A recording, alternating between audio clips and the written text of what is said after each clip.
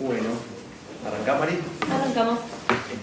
Bueno, ¿cómo están? Yo soy Marina de Seamos Libres y de la articulación de los movimientos aquí en Argentina. También en realidad oficio de doble representación, también integro Génera, el Centro de Formación y Pensamiento, desde el cual junto con los compañeros del Instituto Tricontinental estamos impulsando esta actividad.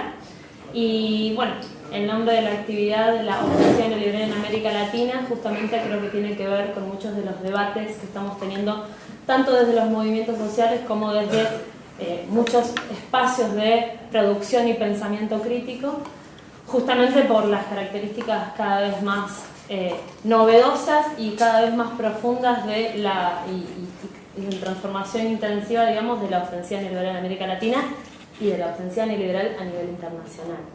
De alguna forma impulsar esto, y ahora sí como interés particular desde el Centro de Formación y Pensamiento de Génera, también tiene que ver con una iniciativa que tuvo que ver con nuestro surgimiento, y quizá estamos hace más o menos un año intentando hacer esa propuesta en diferentes ámbitos de construir un punto de vista para pensar los nuevos emergentes sociales, para pensar el conflicto social, quizá desde la inmediatez de los nuevos emergentes, desde los conflictos más propios de esta época, de la internacionalización y de la transnacionalización del capital, cuáles son los nuevos conflictos de este momento particular del modelo de acumulación en el marco del neoliberalismo, y desde quizá algún interés y algunas preguntas de una nueva generación de intelectuales. Creemos que en esta etapa jóvenes intelectuales tenemos nuevas preguntas a partir de nuevas experiencias políticas, y eso un poco intenta proponer el Centro de Formación y Pensamiento Génera, y por eso nos pareció tan importante la articulación con el Instituto Tricontinental, con esta perspectiva internacionalista de articulación internacional que supone la perspectiva de los movimientos populares. Así que en función de eso también creo que este panel tan heterogéneo en origen y tan heterogéneo en perspectivas desde diferentes situaciones nacionales y desde diferentes también recorridos de los compañeros y compañeras, que paso a presentar. William Seferino, de la Misión Verdad de Venezuela. También va a estar Juan Carlos Pinto, de la Dirección General de Fortalecimiento Ciudadano de Bolivia. Olivia Carolino, del Instituto Tricontinental de San Pablo, de Brasil. Nahuel Sosa, del Centro de Formación y Pensamiento de Género de aquí de Argentina.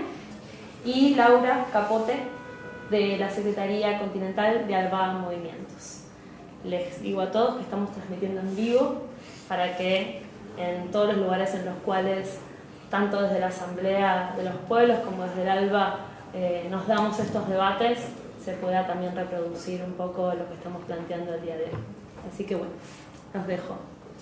Bueno, como decía Marina, es una iniciativa que tiene la idea de poner en debate, ¿no? De hacer balances, pero también de ver cuáles son las iniciativas y las posibilidades, ¿no? Frente a esta ofensiva neoliberal, o también poner en discusión cómo deberíamos caracterizar, digamos, esta etapa, que también tiene sus consecuencias o sus procesos según cada país, pero que tiene una repercusión continental.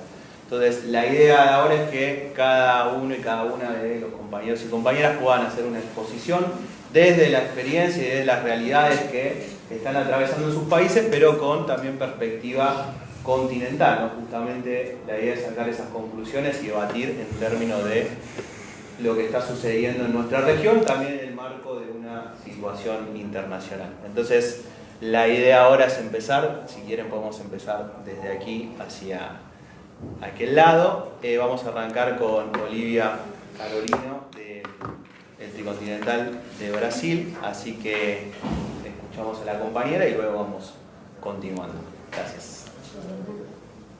Gracias, Gonzalo. Gracias, compañeros y compañeras, por compartir esta charla. Yo voy a hablar en portuñol, así que si ustedes no comprenden alguna palabra, Probablemente yo estoy inventando porque no existe en español, pero el idioma este que nos permite estos encuentros, estos intercambios, y vamos a hablar entonces buscando traer una reflexión que se da en el marco de los movimientos populares de Brasil, principalmente el movimiento Sin Tierra, que hago parte, de la organización, la Consulta Popular, y en el marco de la Frente Brasil Popular, que es una articulación que nació en resistencia al golpe en Brasil. Entonces voy a compartir un poco esa análisis colectiva desde ahí. Y hoy en Brasil, el 30 de mayo, es un día importante de movilización. Yo traigo un saludo por parte de los movimientos populares desde Brasil, que hoy es un día importante en el marco de la lucha de resistencia al golpe.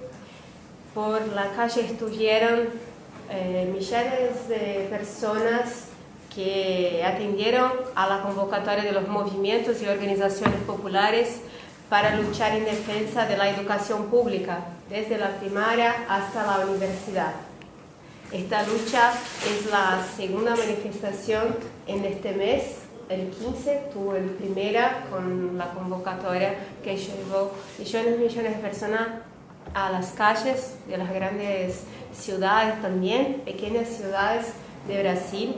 Quizá fue la primera gran manifestación en contra del gobierno Bolsonaro, manifestación en la calle.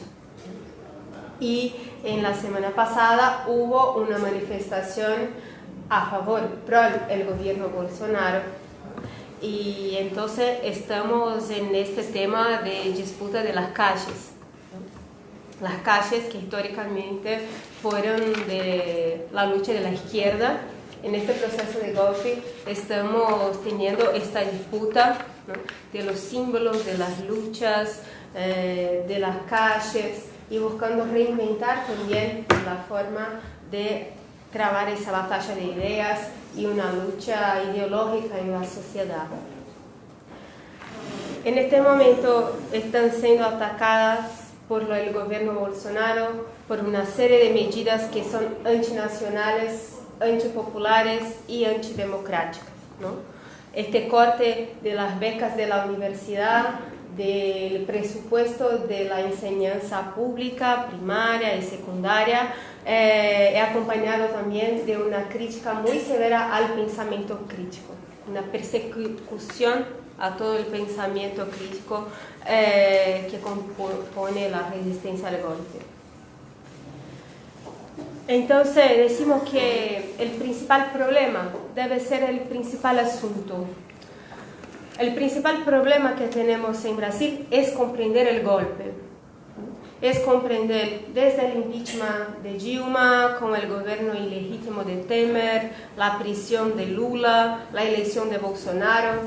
Comprender que ese proceso significó una derrota profunda a la izquierda, una derrota ideológica, y comprender el avance de las fuerzas conservadoras en la sociedad brasileña, que por ahí vamos caracterizando como un avance de la fascistización de la sociedad brasileña, no que el pueblo tenga convertido en un pueblo fascista, pero hay fuerzas manejando un aumento de las fuerzas conservadoras en la sociedad.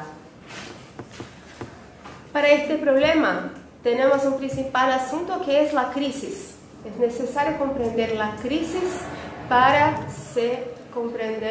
entender o qué es el problema que pasa en Brasil hoy. Y entonces vamos, ¿no?, siempre poniendo este asunto como central, la caracterización del análisis de la coyuntura, ¿no?, que hacemos en los marcos de los movimientos que orientan nuestras acciones concretas. Y ese análisis caracterizamos la crisis como una crisis internacional profunda, prolongada, estructural del modo de producción capitalista, una crisis de acumulación, un padrón de acumulación que el capitalismo tiene la necesidad de reinventarse, y la crisis no cumple sus designios ni da perspectiva del capitalismo de retomar la taja de ganancia. ¿no? El movimiento es un movimiento predatorio sobre la fuerza de trabajo y sobre los recursos estratégicos.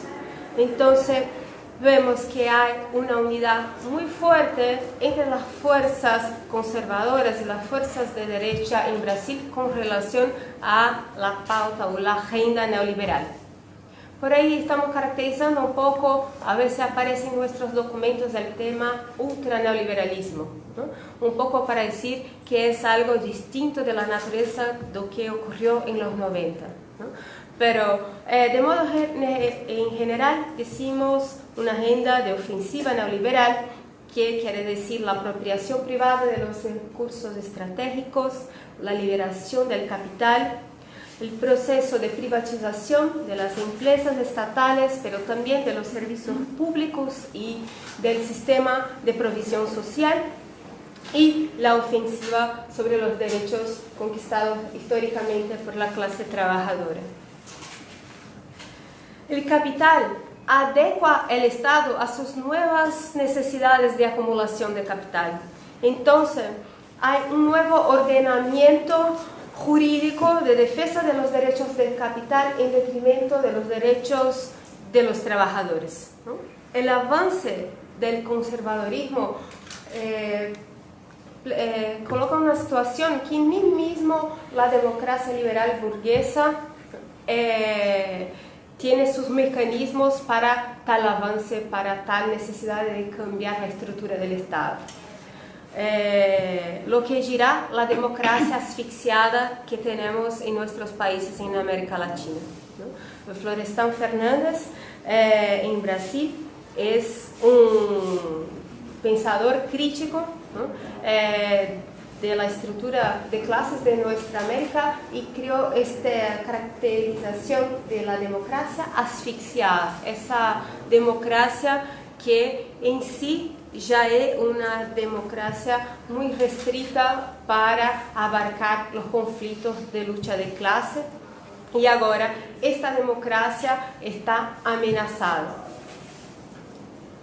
Y el tercer elemento, además de la crisis de la acumulación del capital y de esta necesidad de un nuevo ordenamiento en el Estado burgués, que disminuye todavía más la democracia, el tercer elemento es la disputa de la hegemonía mundial, ¿no? Que se da entre las potencias capitalistas sobre el control de la energía, los recursos estratégicos, la tecnología, y la preocupación nuestra con el conflicto de Venezuela en nuestro continente, ¿no? Que decimos no es un conflicto de Venezuela, es la guerra de nuestro continente, ¿no? En nuestro continente por el petróleo, por la Amazonía, ¿no? Y principalmente por una guerra asimétrica, ¿no? Que tiene que ir en contra a movida de los pueblos que resisten a esa ofensiva neoliberal, ¿no? Y en esta guerra, en nuestro continente, el Brasil en este momento, con el gobierno Bolsonaro, se alinea a los Estados Unidos, al imperio. Entonces, es un momento de gran instabilidad, ¿no? Esta palabra aparece mucho en nuestras análisis. Instabilidad, crisis, instabilidad. Una situación desfavorable a la clase trabajadora por su atomización en el proceso productivo y en la representación política, por el desempleo, por la criminalización de la lucha.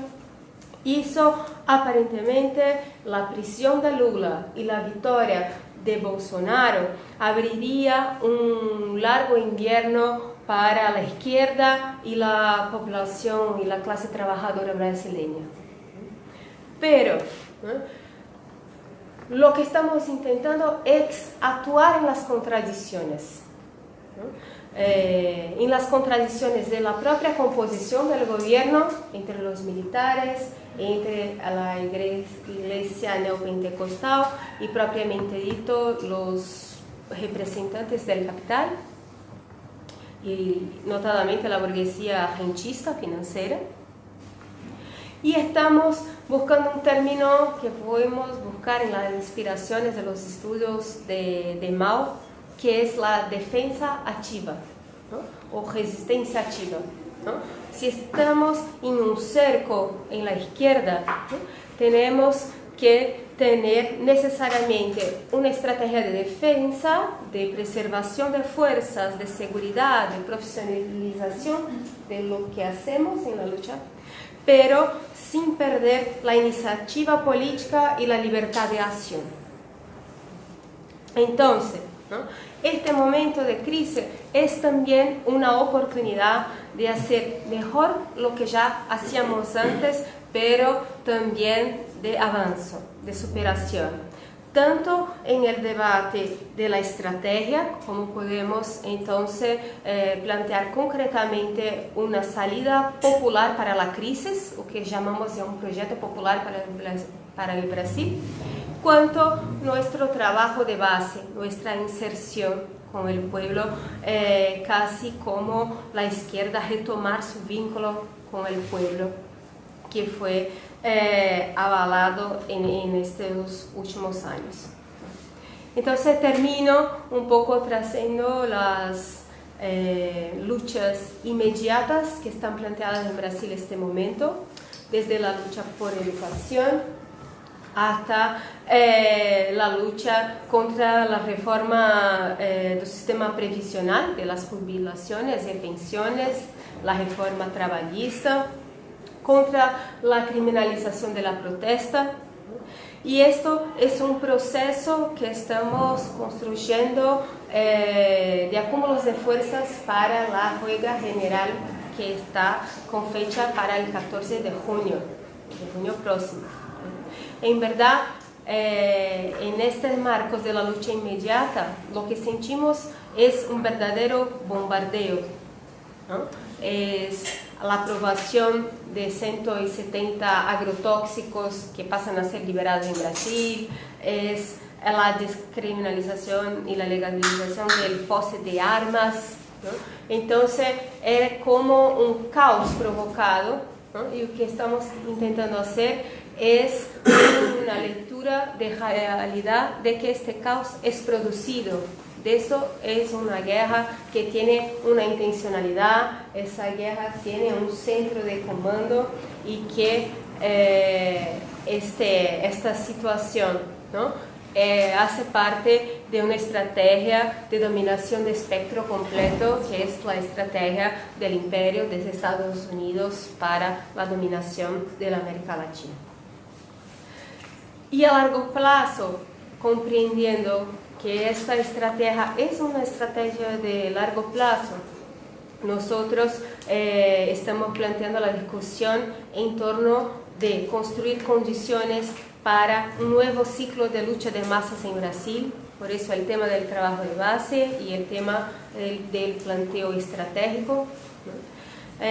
Haciendo un esfuerzo de hacer un puente entre los movimientos y los intelectuales progresistas para construir un proyecto popular para el Brasil, un proyecto nacional, soberano, democrático, con derechos, que sea sistematizado, pero principalmente que tenga fuerza social alrededor de estas propuestas.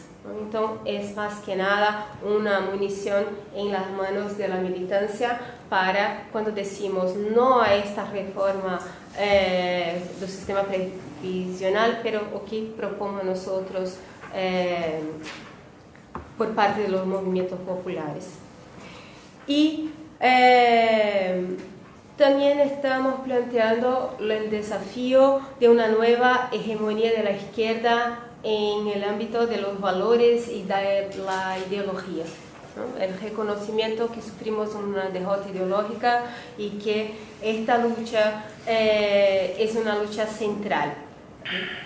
Termino diciendo que el marco de la lucha en Brasil, la campaña Lula Libre, que tiene tomado una gran centralidad en nuestro plan de lucha, ¿no?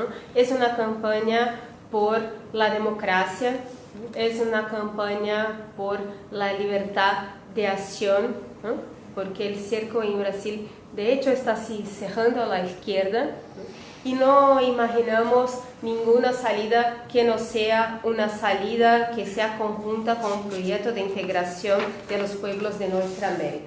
Entonces, ese patrimonio que tiene América Latina de combinar, ¿no?, en la misma lucha, desde el hecho histórico de la Revolución Cubana, una lucha de liberación nacional, de emancipación de los pueblos, con la lucha por el socialismo, con una lucha antiimperialista, está un patrimonio que nos inspira en romper ese cerco y quizá vislumbrar junto a los pueblos de nuestra América nuestra liberación en conjunto.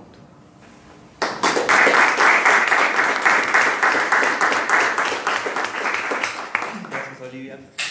Bueno, ahora continúa el compañero Juan Carlos Pinto, que viene desde Bolivia y que nos va a compartir algunas de sus reflexiones que viene teniendo, digamos, sobre la marcha, porque de hecho viene de coordinar y publicar un libro recientemente, así que lo escuchamos y luego, cuando terminamos la mesa, hacemos unas intervenciones y preguntas también para compartir un poco más. Buenas noches, compañeros. Yo quiero intentar hacer un balance de época, en el sentido de que ahora que estamos en una nueva oleada neoconservadora en el continente, todavía no hemos terminado de sacar las lecciones de la etapa progresista en el continente. Y creo que esas lecciones nos van a ayudar a entender no solamente a qué enemigo tenemos, sino por dónde cojeamos nosotros. ¿Qué es lo que nosotros no hemos hecho que ha permitido esta situación? Y en esa perspectiva quiero apuntar algunos elementos de recuperación histórica de estos 10 a 20 años que hemos tenido como oportunidad histórica en el continente, en nuestros países, con diferentes énfasis, pero que nos permiten recuperar algunos aspectos que creo que son centrales. Uno de ellos es que hemos reposicionado el tema de la izquierda en el continente. Una izquierda que nunca ha tenido la posibilidad de ser poder, o ser gobierno más bien, ha tenido la posibilidad de mostrar que podía gestar cambios en el marco del propio sistema. Es decir, ser populistas, ser izquierdistas, etcétera, etcétera, ha empezado a tener un sentido distinto para la gente en tanto se ha materializado la forma en la que se ha llegado a la gente. Es decir, han visto que la izquierda es cambiar la situación de la mayoría. Y no estamos hablando de sectores estudiantiles, estamos hablando de sectores politizados, estamos hablando del pueblo en general, que ha sentido que las oportunidades le daban otro horizonte, la posibilidad de ser poder, en definitiva. Creo que Lula en el poder, o Evo en el poder, decía, un obrero o un indígena pueden estar y ser presidentes.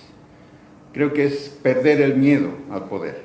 Entonces yo creo que es una lección importante y una victoria cultural el haber permitido haber logrado el hecho de perder el miedo, y no solamente eso, sino haber abierto el horizonte político y de futuro para nuestros pueblos.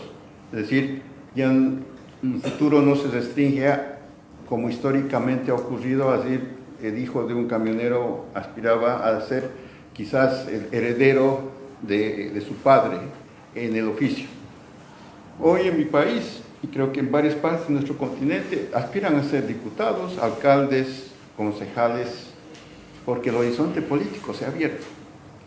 Y esa perspectiva creo que es importante, a pesar de la situación en la que estamos viviendo ahora, que voy a pasar a hacer un balance también. ¿Qué significa eso? Significa la democratización de derechos. Significa que nuestros pueblos han recuperado en la práctica no solamente derechos que estaban inscritos, sino que han participado en la construcción de las propias legislaciones, como en el caso de mi país y otros, de constituciones que representan esos derechos. Y esos derechos que en la práctica, a partir de los gobiernos progresistas, se han empezado a gestionar, se han empezado a desenvolver. El hecho de que el Estado obtenga ganancias, de que el Estado hubiera hecho nacionalizaciones en varios de nuestros países, ha generado un resultado inmediato para la gente. Y es el hecho de que, por ejemplo, tengan acceso, o sea, a la bolsa familia, o los bonos en mi país. Que no significa caridad, significa derechos. Porque en tanto la gente entendía que si el Estado, que es mío, si la ganancia si se generan ganancias, yo tengo también derecho a tener posibilidades, por mínimas que sean, pero el Estado me toma en cuenta. Y esa es una forma de inclusión real y directa de la gente y con la gente. Entonces, se ha materializado el tema de los derechos en muchos sentidos para la gente en esa perspectiva. Ahora bien, en ese camino se ha vuelto a poner en pie el sentido de patria para nuestros países. Es decir, patria que siempre ha sido algo que nos ganaba los corazones, de unificar, pero para normalmente encubrir un discurso de los sectores dominantes, recupera un sentido distinto, recupera el sentido de que todos tenemos derecho, todos defendemos este territorio y todos somos parte de lo que estamos construyendo. Y eso es un sentido distinto de lo que se había hecho hasta ahora en los tiempos de nuestro continente. Segundo aspecto, los gobiernos progresistas han mostrado, entre comillas, lo que se denomina ahora que el capitalismo bueno también puede funcionar. ¿En qué sentido? No nos hemos propuesto, a pesar que discursivamente hemos propuesto metas grandes al principio, el propio socialismo del siglo XXI o el socialismo comunitario, pero en el camino nos hemos dado cuenta que más que discursos son prácticas desde el Estado y desde la gente, las que transforman, las que permiten que no solamente hablemos del mercado capitalista, sino del mercado que puede funcionar de manera distinta cuando el Estado genera niveles de equilibrio con el capital, que es capaz de no anular plenamente a los industriales o los sectores dominantes, pero sí favorecer el protagonismo de los sectores populares. Entonces se ha generado otro tipo de equilibrios con el Estado como gestor central para permitir que los sectores populares adquieran un protagonismo que no existía. Los sectores populares han posicionado ese protagonismo, pero han también al mismo tiempo cedido espacios al propio Estado. Entonces ahí hay una ambigüedad también en esa perspectiva. Es decir, los sectores populares han construido y han posibilitado esta transformación. Pero es el Estado como instrumento el que ha institucionalizado los procesos de transformación. Y en ese camino también hay que ser autocríticos. El Estado se ha convertido en el verdadero aparato político antes que las organizaciones sociales. Le hemos quitado el protagonismo a las organizaciones sociales.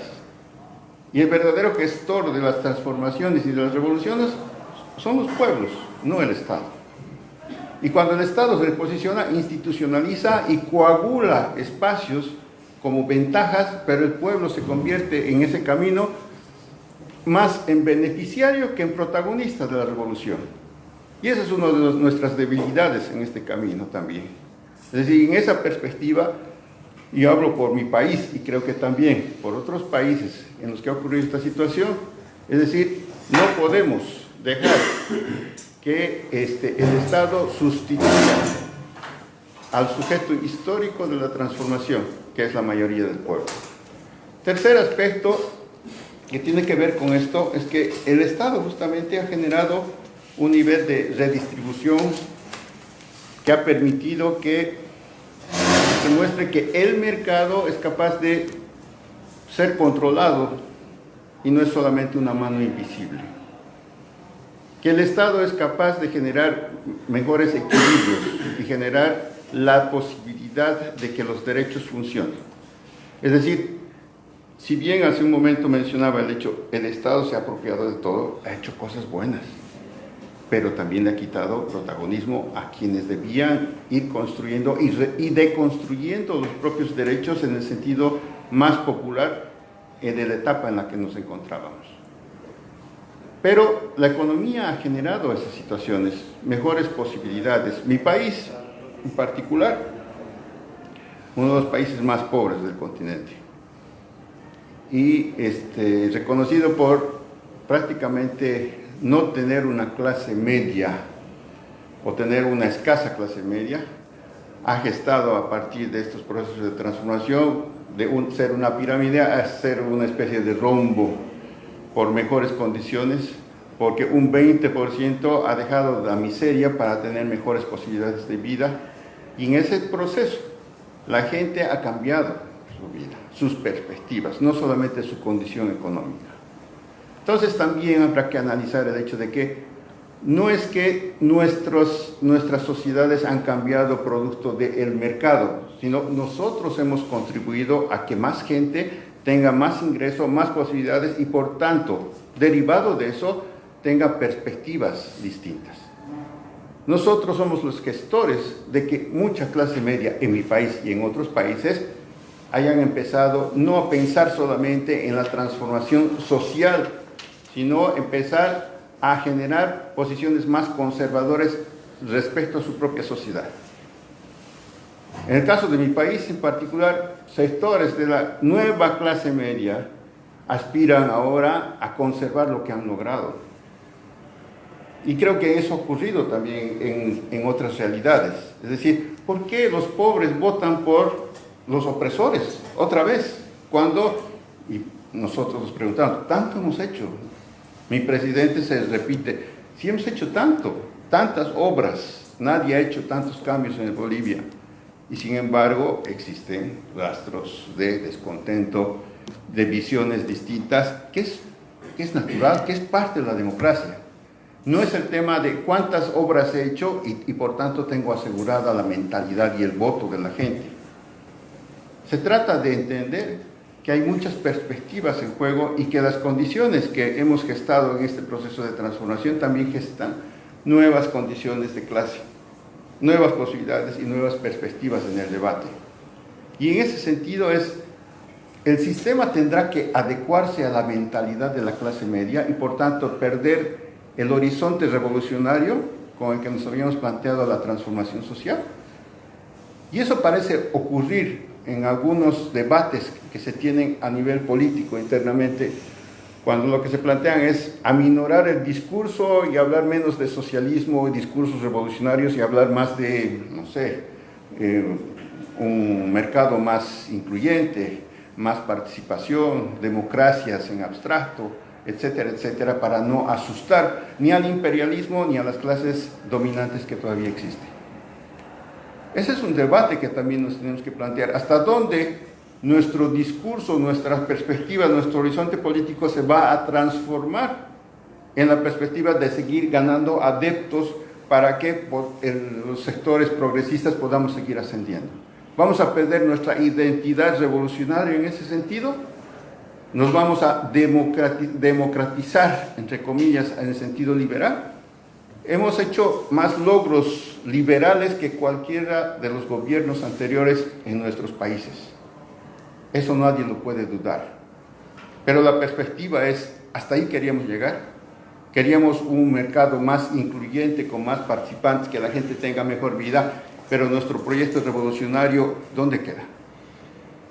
¿Era democratizar el mercado o construir el socialismo? Y ese es un poco el tema que está en la mesa también de discusión. ¿Qué seguimos en la siguiente etapa? Más allá de recuperar las lecciones o de equipararnos con los discursos neoconservadores para ganarles los adeptos que han logrado ellos, ¿qué quede con nuestro proyecto revolucionario? ¿Vamos a insistir? ¿Vamos a generar formas distintas en esa perspectiva? Cuarto aspecto que tiene que ver con esto. También habrá que decir que cuando hemos llegado hasta esta etapa, hemos tenido y hemos logrado victorias culturales importantes. Es decir, lo que ha ocurrido con los gobiernos progresistas no ha sido producto solamente de la crisis del neoliberalismo, sino también de las victorias culturales obtenidas en el seno de los sectores populares.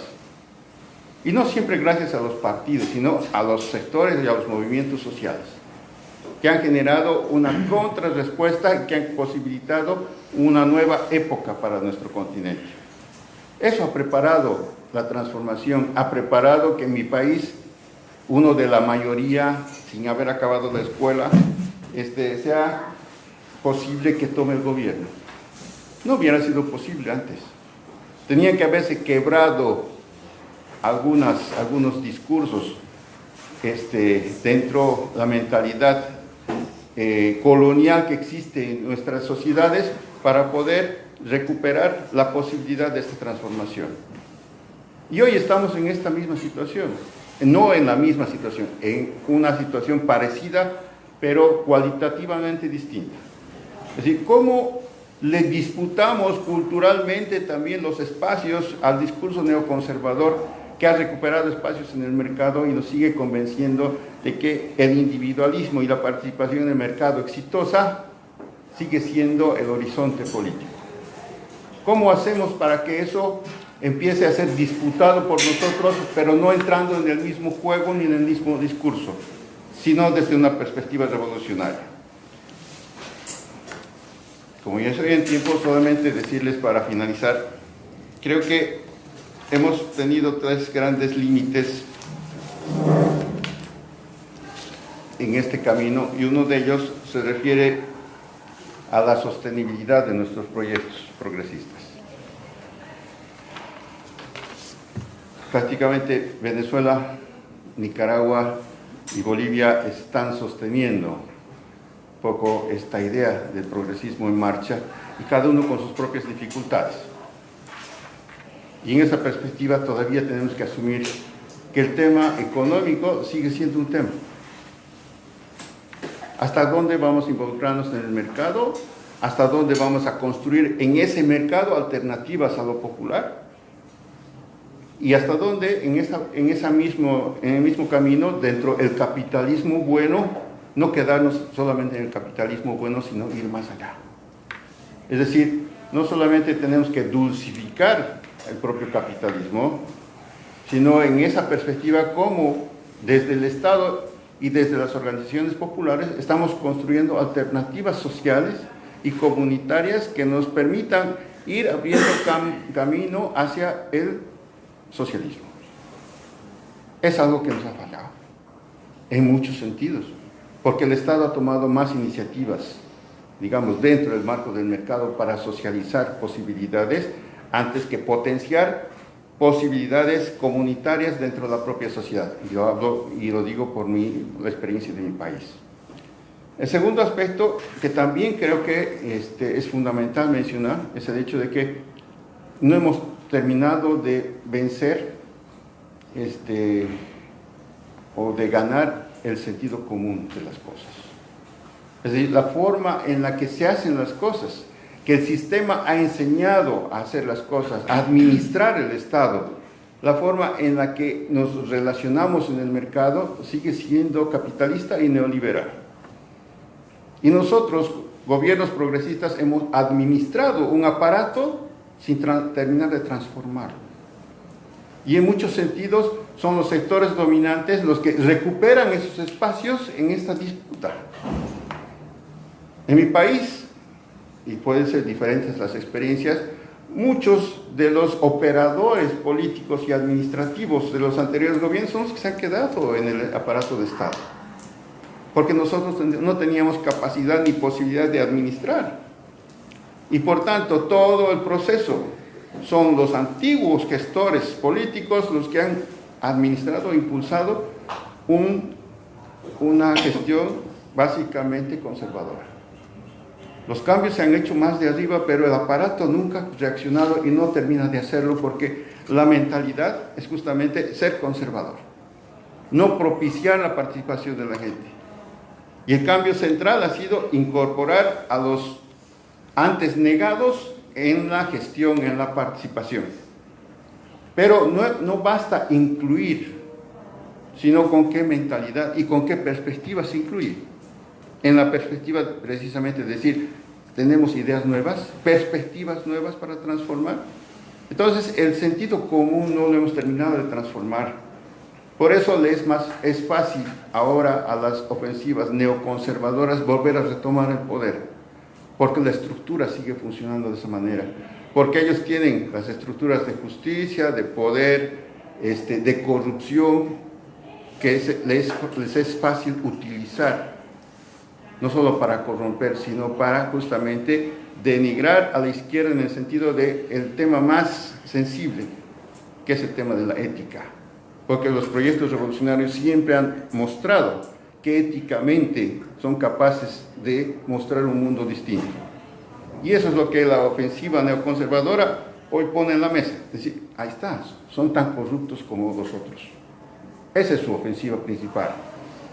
Por eso el tema de Lula, por eso el tema de Kirchner, etcétera, etcétera, son temas centrales de la ofensiva neoconservadora.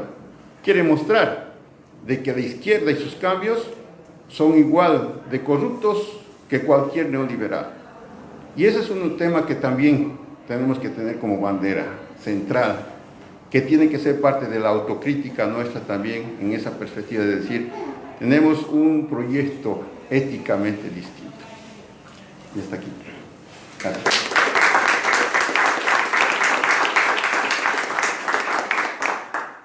Gracias, Juan Carlos. Ahora continúa el compañero Nahuel Sosa, de aquí de Argentina, del Instituto de Espacio de Pensamiento Político que se genera, que nos acompaña hoy también en este diálogo, así que dejamos con Nahuel. Gracias. Bueno, muchas gracias a todos y a todas por la invitación.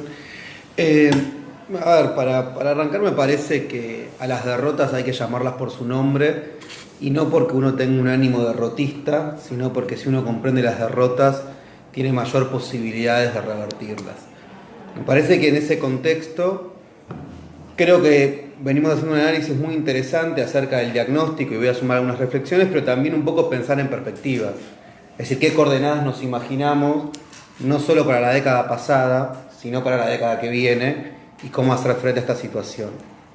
Creo que está claro que en la región uno de los grandes problemas que hubo de los procesos populares tiene que ver con esta idea de aumentamos el consumo, pero no la conciencia.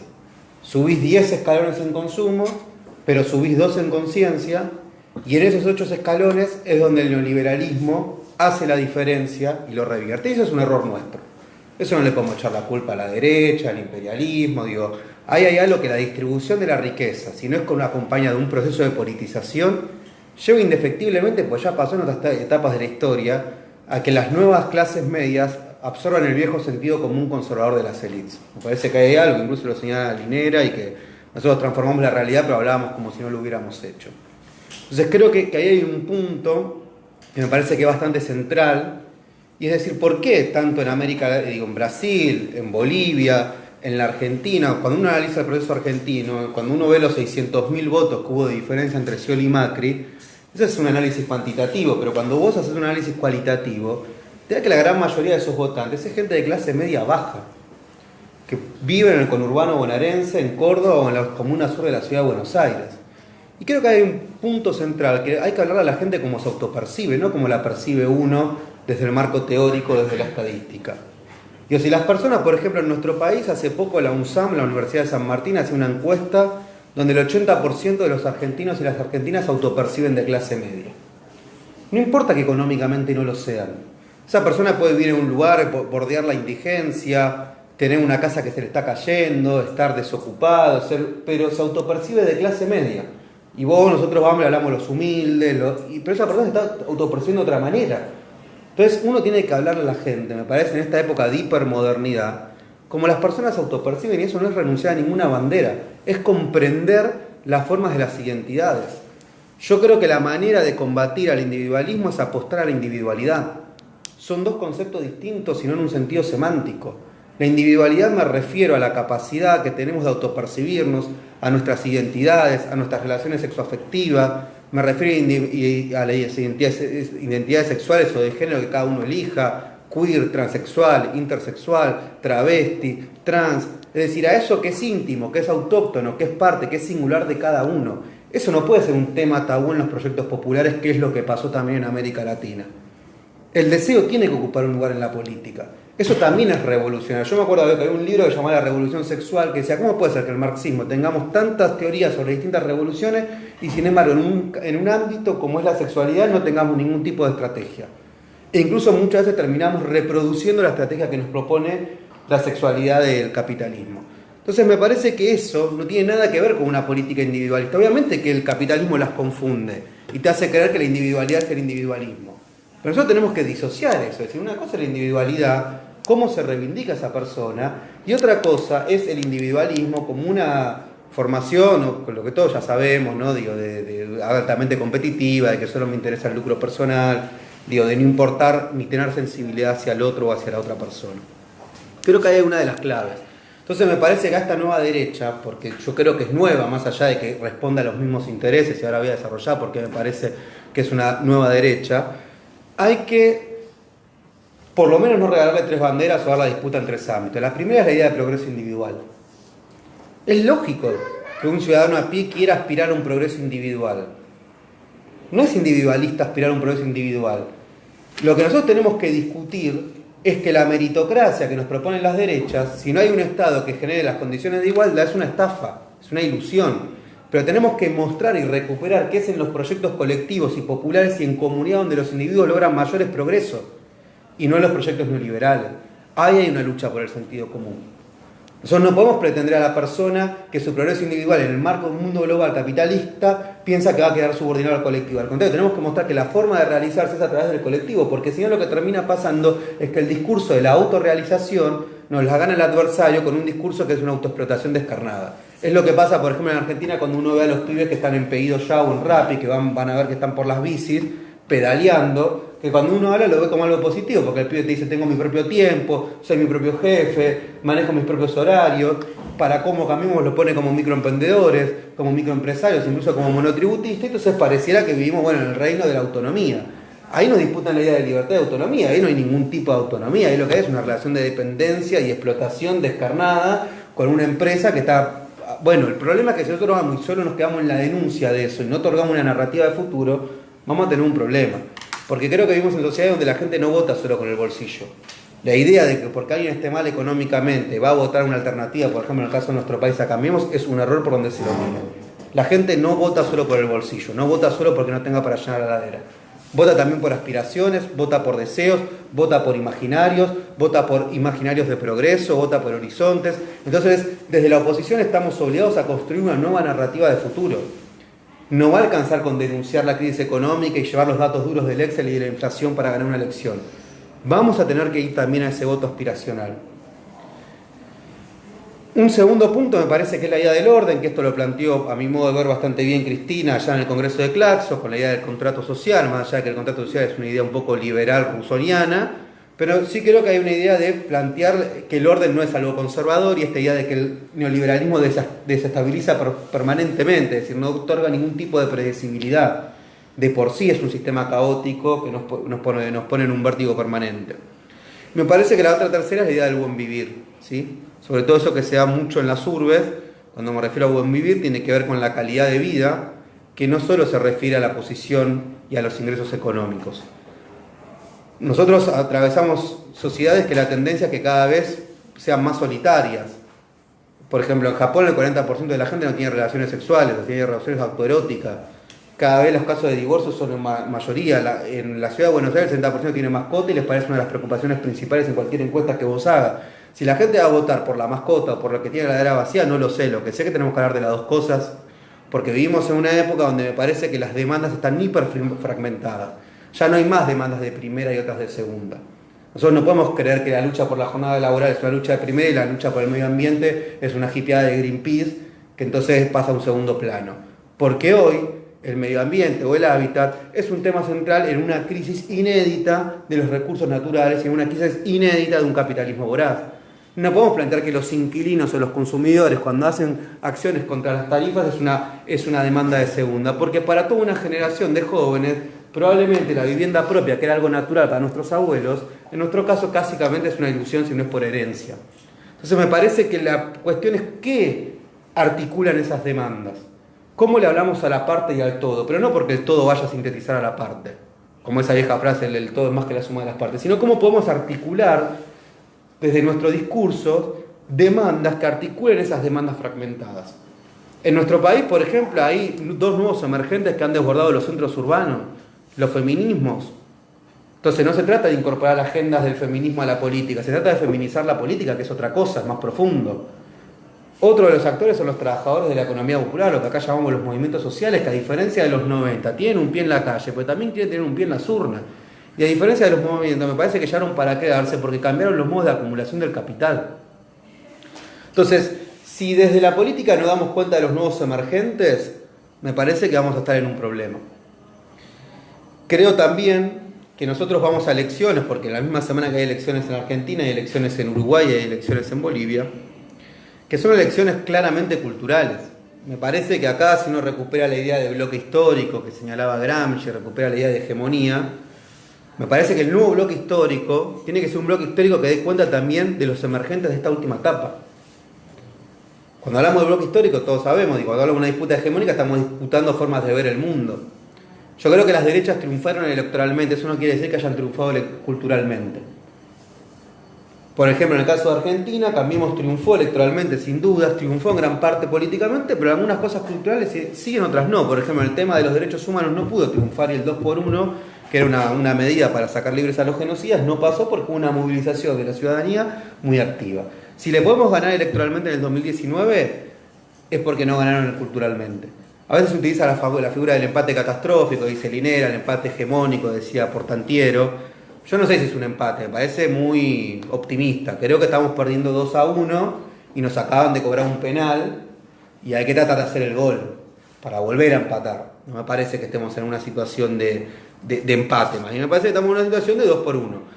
Ahora sí creo que ahí, para no tener una mirada pesimista, cuando uno analiza los 90 en América Latina, estaba Cuba sola, y yo creo que en los 90 teníamos muy buenas ideas y pocos votos.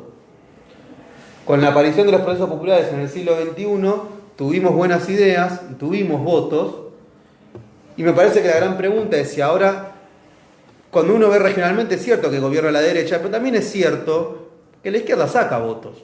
Las izquierdas, digo, Duque sacó 40% en Colombia, ganó López Obrador, Haddad en Brasil, incluso con Lula proscripto, sacó 44%.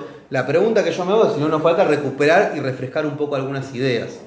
Me parece que ahí hay un tema central, que es cómo volvemos a unir, que era un poco lo que planteaba acá la compañera, cómo volvemos a sensibilizar, a dejar de enojarnos con algunas capas sociales, a admitir la derrota y empezar a pensar una estrategia de largo plazo. Sobre todo porque me preocupa algo que, si lo ponemos en el marco internacional, que es, vivimos una crisis de las democracias liberales, la socialdemocracia está en crisis, más allá de que haya ganado el PSOE en Europa. El problema es que esa crisis, ese vacío, tiene más ocupaciones por derecha que por izquierda. Digo, cuando uno ve a Aurora en Grecia, ve Vox en España, ve Trump en Estados Unidos, ve Niger en Reino Unido, me parece que hay dos derechas que van ocupando eso. La primera es una derecha, si se quiere, que frente a una hipermodernidad que pone, como diría Bauman, la modernidad líquida, esta sería gaseosa, un individuo permanente en estado de vértigo y en riesgo, le propone una idea que es muy tentadora, que es volver a las estructuras primarias, que es recuperar la seguridad perdida a partir de la familia, de la patria, del orden, es decir, a partir de algunos conceptos de la religión, ¿no? El evangelismo crece, acá evidentemente, en una modernidad que el individuo, en una democracia que cada vez está mucho más en crisis y está más erosionada, porque aquel proyecto de la globalización y del futuro, digo, entró en crisis. Bueno, esa idea de volver puertas adentro, fronteras adentro, volver al hogar, no era la campaña que usaban en el Brexit, ¿no? Seamos nosotros, volvamos, es tentadora. Me parece que hay una derecha que le encontró ahí una vuelta. Y también hay otra derecha, si quiere un neoliberalismo cool, New Age, bueno, ultra neoliberalismo, no lo había llamado, que capaz hace más hincapié en esto, ¿no? En la idea de la meritocracia, la cultura del esfuerzo, ciudad verde, ¿no? Que va hablándole más a un individuo, que ese neoliberalismo va teniendo, uno lo puede ver como en el caso de de Macri, me parece que la pregunta es, bueno, ¿qué hacemos nosotros? ¿Cuál es la narrativa de futuro de acá los próximos años? Me parece que eso es lo que tenemos que discutir. Yo creo que el tema del progreso individual tiene que ser un tema presente, creo que el tema de los nuevos emergentes tienen que estar en nuestro discurso. Creo que tenemos que pensar que nada de eso es entregar banderas, sino al contrario, es entender la etapa en la que estamos. Me parece también que hay que radicalizar la democracia, que ese tiene que ser un punto, si la idea de democracia e igualdad, porque si no nosotros corremos el riesgo de terminar siendo los defensores de una democracia liberal en crisis. Entonces los outsiders, los antisistemas, los que critican a la calle terminan siendo la derecha y no los que deberíamos ser nosotros, nos terminan ocupando ese lugar. En España la gente que votó a Vox es la misma gente que votó a Podemos, gran parte. Entonces, ¿cómo se entiende? Dos partidos, uno expresa a la izquierda y otro expresa a la derecha. Bueno, se entiende porque están haciendo que un voto castiga un establishment. El problema es que nosotros nos volvimos establishment en algunos casos. De hecho, no es casualidad que hoy los países que siguen resistiendo son los países que más han radicalizado, como es Venezuela, Bolivia y Nicaragua, y que los países que más no nos hemos radicalizado tanto y estemos en esta situación. Y por último, para finalizar, me parece que esto hay que verlo también en un escenario de lawfare, que es una guerra de baja intensidad, donde asistimos a una renovación de la doctrina de seguridad nacional. No sé si plan cóndor judicial, capaz que eso es muy extremo, pero donde sí me parece que ha cambiado la filosofía de la guerra, y capaz que su mayor ensayo fue con el gobierno de Allende y luego con Nicaragua, cuando la política de Estados Unidos era ganar mentes y corazones, en las cuales hoy yo creo que a las cosas hay que llamarlas por su nombre, no es un impeachment, es un golpe institucional, porque si nosotros lo llamamos impeachment es reducir las luchas de poder a una mirada parlamentarista. Yo me peleo mucho con muchos politólogos que te dicen, no, bueno, fue un impeachment porque votaron 40, bueno, pero los conflictos sociales no se resuelven en un parlamento. Lo que hay es un golpe institucional de nuevo tipo. Y esto lo plantea Gene Sharp de la CIA claramente, cómo había que hacer para calentar las calles y coordinar el proceso destituyente. La diferencia es que antes era con los ejércitos, y hoy la diferencia es que es con un agente de la sociedad civil, que puede ser un medio de comunicación, una ONG, el caso de Una América, me acuerdo en Bolivia, que salió a denunciar a Evo Morales como genocida por el caso de Pando, por la masacre de Pando, o puede ser el caso de la justicia. Y con esto sí cierro, que me parece que estamos viendo un proceso inédito de judicialización de la política y politización de la justicia, que por ejemplo acá en el caso de Argentina me parece, yo lo divido en 3 etapas. En el siglo XX la justicia más bien era cómplice, ¿no? Estaba el golpe de Estado y bueno, la justicia, ¿no? Todos sabíamos. Después, cuando aparecen los procesos populares, hay una actitud defensiva de instalar la idea de república o democracia, ¿no? República o autoritarismo. Y me parece que ahora pasó a estar en el centro de operaciones ya casi sin disimular. Hoy la justicia, hoy el Poder Judicial, hasta me animo a decir, es un actor que interviene mucho más en los procesos destituyentes que, por ejemplo, los medios de comunicación. Obviamente que es un tridente, es una triple alianza, los medios de comunicación, el poder mediático, el poder financiero y el poder judicial, y actúan de manera coalicionada. Pero me parece que hay algunos rasgos del poder judicial que son mucho más explícitos y evidentes que lo que podían haber sido hace 15 o 20, 30 años atrás, y me parece que eso también nos habla de pensar que si volvemos a hacer gobierno, tenemos que pensar también en cómo democratizar la justicia de verdad, no solo en lo retórico, porque si no esos poderes llegan para quedarse. Bueno, muchas gracias.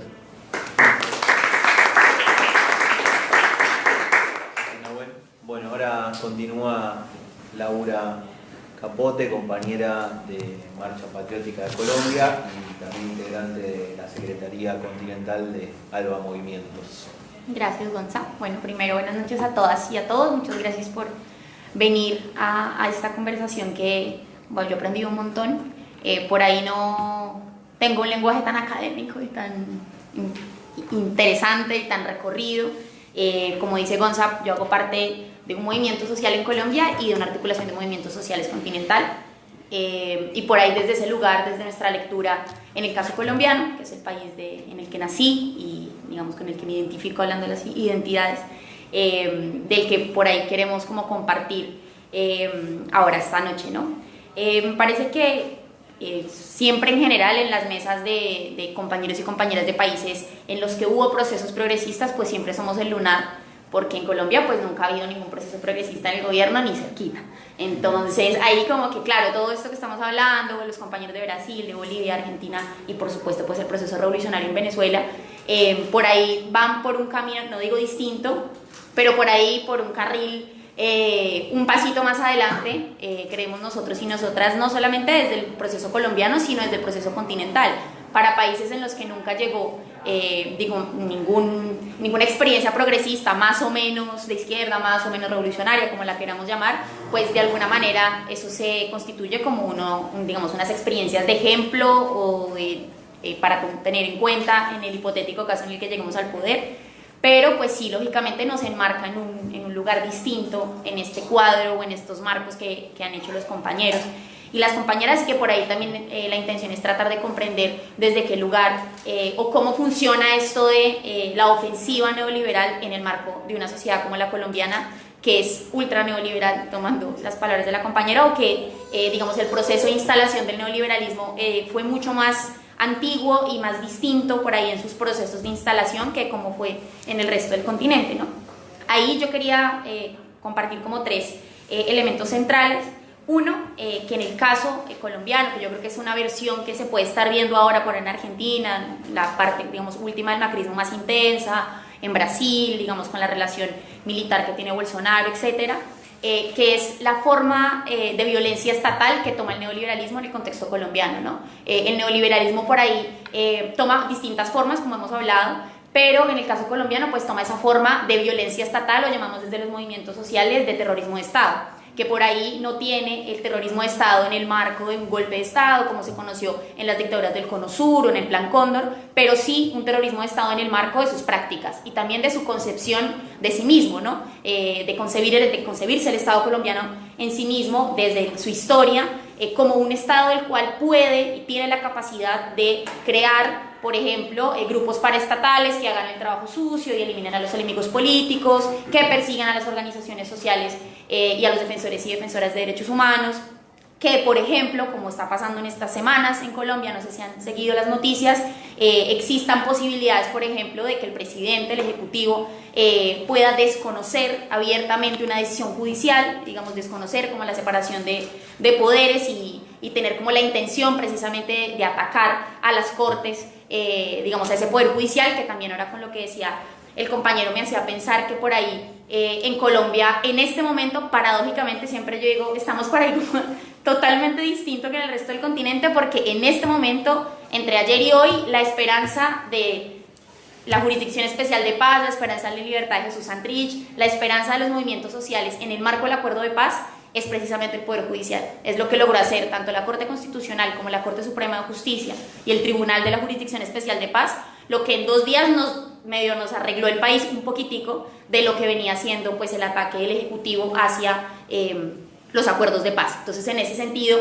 también obviamente parte del contexto colombiano de que el Poder Judicial, sobre todo en la última etapa del uribismo, durante el santismo y ahora lo que lleva el gobierno de Duque, en general ha tratado de estar, o por lo menos tomar decisiones contrarias a las que le interesan al Ejecutivo. Recordábamos hoy con compañeros justamente cuando la Corte Constitucional le niega la posibilidad de reelección por segunda vez a Uribe, y que eso nosotros pues desde el movimiento social lo celebramos y lo vimos como un avance precisamente de una, pues no de una alianza, pero sí de un interés de la justicia de actuar en derecho, decimos nosotros, ¿no? De guardar la Constitución, pues que es su deber básico.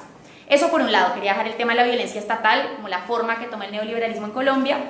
El segundo, que yo creo que, bueno, con el caso de Venezuela, con el compañero por ahí, va a ser más visible, pero es ese papel geopolítico que ocupa Colombia en el continente, ¿no? No es gratis, no es gratuito que Colombia sea el lugar donde se está gestando el intento de golpe, el constante intento de golpe a Venezuela, donde siempre se refugian los militares estadounidenses, el país que tiene más bases militares, el país que tiene más ayuda económica, supuestamente, bueno, tanto en asistencia para el desarrollo como en financiamiento de las Fuerzas Armadas. Es decir, no es gratuito que Colombia, precisamente por esa política de a ultranza neoliberal que tiene, pues ocupe el lugar que ocupa, y sobre todo como en esta, como llamaban los compañeros, nueva ofensiva neoconservadora, conservadora, de derecha, como sea.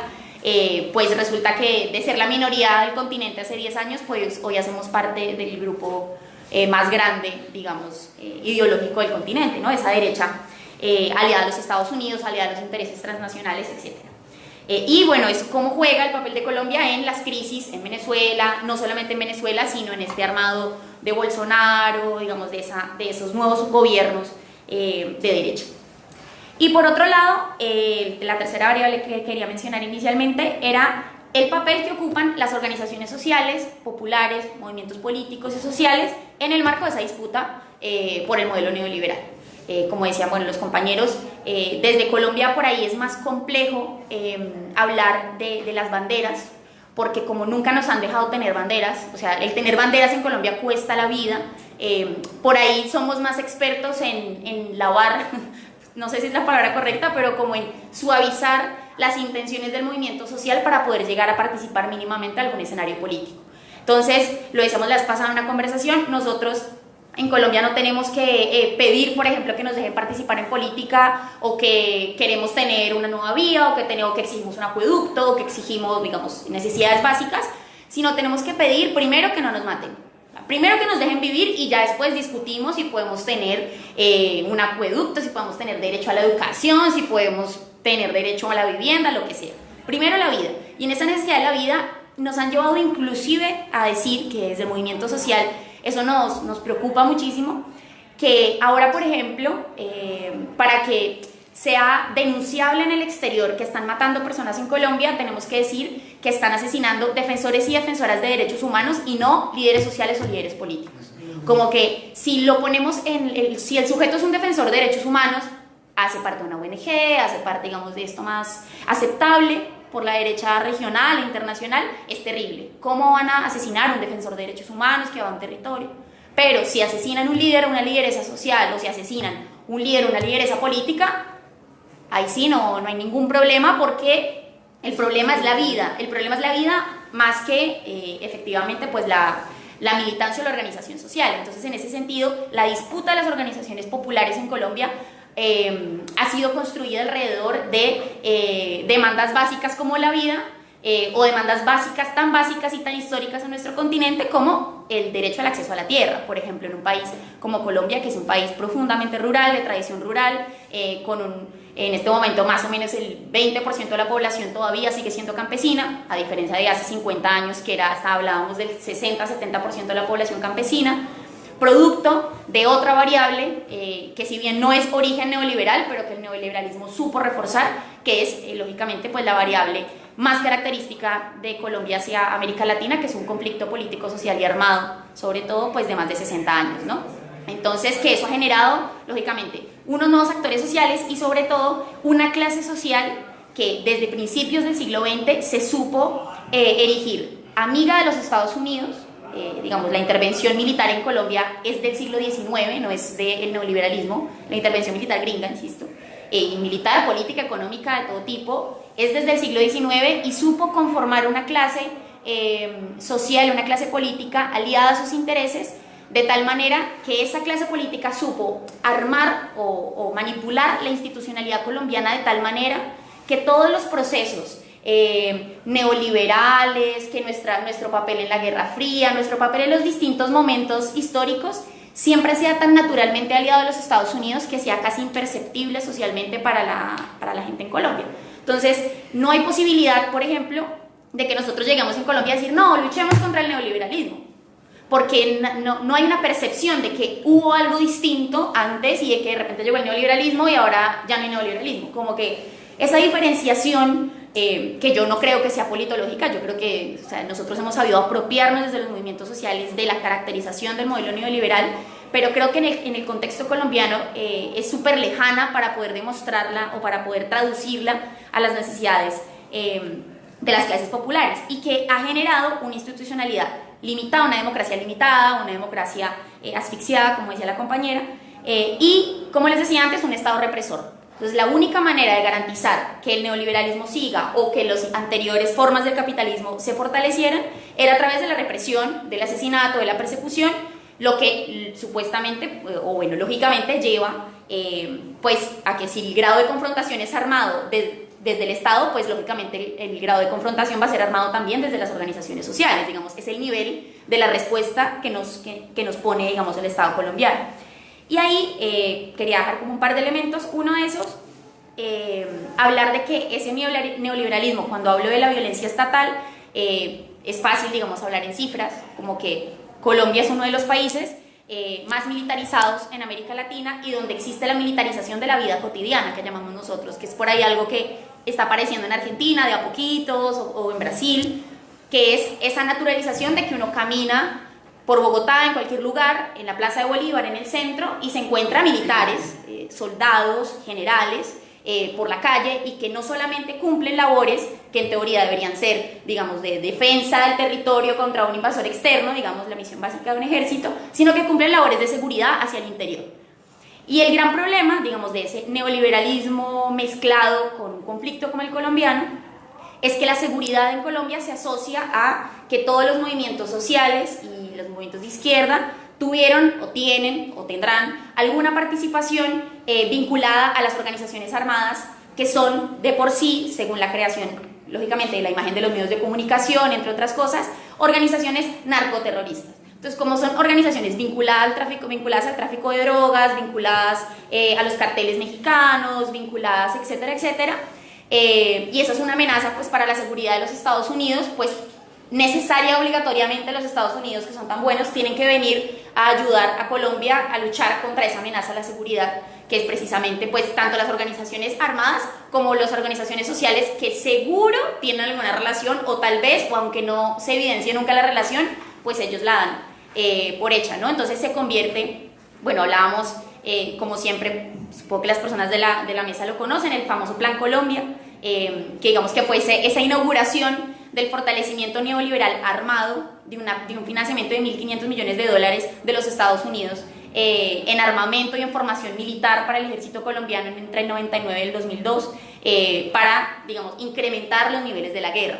Entonces, cuando hablamos nosotros, por ejemplo, de las formas neoliberales, o por ahí, como decías tú, de cómo le hablamos a la gente de rap y digamos, cómo le hablamos a ese sujeto por ahí urbano, para allá a nosotros se nos complica muchísimo, sobre todo hablarle de la lucha contra el neoliberalismo a esa Colombia rural que está absolutamente metida en el conflicto y que vive el conflicto en lo cotidiano, y que es la pregunta de, bueno, ¿cómo le hablamos a esa clase profundamente pobre, empobrecida también por los monocultivos, no solamente ilícitos, sino los monocultivos a los que los obliga el mismo Estado? O sea, el Estado en el 99, cuando fue el Plan Colombia, les decía, bueno, sustituyamos los cultivos de coca por zanahoria, como si la gente comiera zanahoria por la mañana, por la tarde y por la noche y viviera de zanahoria.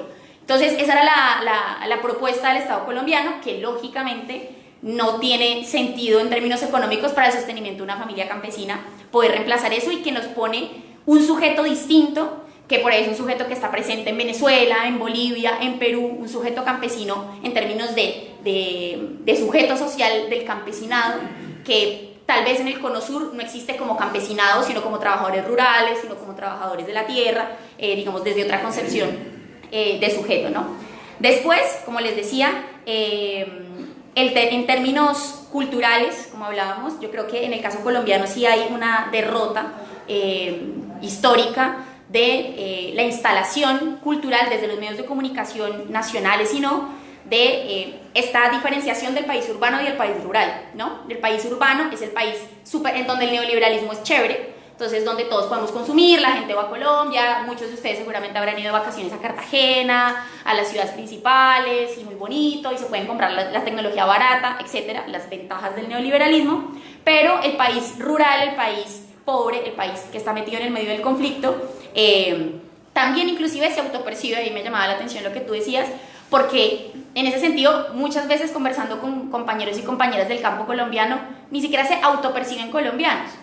O sea, el discurso de la Colombia rural, claro, la Colombia urbana es tan extraño y tan lejano de la cotidianidad de un colombiano campesino, que muchas veces no pasa, y que por ahí era de las cosas interesantes que pasaban en el proceso de paz de San Vicente del Caguán en el 2000, cuando hubo una zona de despeje o de distensión, que se fue generando como todo un proceso social alrededor de la administración de las FARC de esos territorios, que era como una nueva identidad alrededor de quien administra. Entonces muchos colombianos y colombianas del campo, de esa región que era la zona de distensión, decían, pues yo no sé si yo soy colombiano, yo más bien me siento identificado con Villanueva Colombia, que era el nombre que tenía esa región, que con la Colombia del Palacio de Nariño que queda en Bogotá. O sea, yo no tengo ni idea lo que me muestran los medios de comunicación de el tráfico que hay en la calle 26 en Bogotá, pues ¿qué tiene que ver con la enfermedad que tiene mi vaca o con la plaga que le dio el cultivo del café? Entonces es precisamente esa diferenciación de país urbano y país rural que yo creo que fue uno de los elementos fundamentales que les funcionó perfectamente, que le funciona a la clase poderosa y que, digamos, enraizó profundamente el neoliberalismo de tal manera que hizo que en el 2016 perdiéramos el plebiscito, o sea, que el conflicto sea algo tan lejano para la gente de las ciudades que crea que puede elegir en las ciudades lo que pasa en el campo. Eso veíamos en las elecciones del plebiscito, los lugares donde ganó el no a la paz, que lógicamente son los lugares donde hay mayor población, eran las ciudades, que es donde jamás cayó una bomba del ejército, nunca antes.